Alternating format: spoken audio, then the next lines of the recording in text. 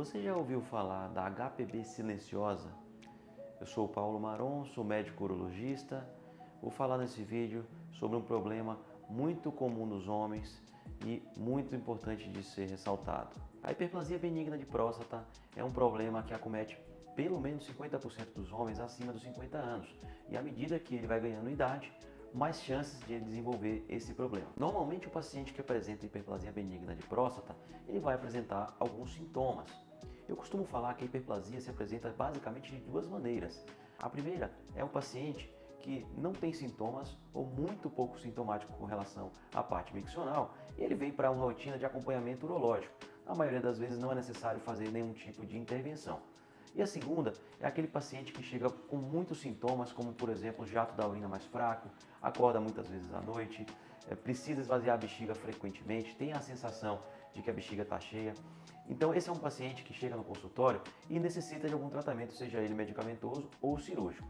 Agora, quando nós falamos do termo HPB silenciosa ou hiperplasia de próstata silenciosa, eu quero chamar a atenção de um problema comum em que os homens chegam no urologista e apresentam já alterações graves nos seus exames, como por exemplo bexiga de esforço, cálculos na bexiga e disfunção renal, secundária ou causada pela própria próstata, pela obstrução da urina que a próstata está gerando ali na região.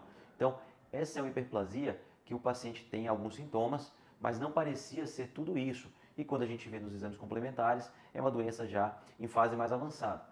E também é muito comum o paciente chegar no consultório referindo que não tem sintomas. Mas quando você vai a fundo, perguntando, tirando ali a história, ele vai confirmando que ele de fato tem um jato mais fraco, que ele tem os sintomas clássicos da hiperplasia e ainda assim os exames muito alterados, sugerindo uma doença já em evolução, uma doença já em fases mais avançadas. Então é importante que você tenha essa consciência. A gente sabe que quando o problema que a gente convive no dia a dia, como por exemplo é a micção, é um hábito, né? Toda vez que a gente tem um hábito, a gente não percebe a mudança dele. É muito comum isso acontecer e é importante que você se atine a isso, a essa observação de fato, a minha urina está diferente.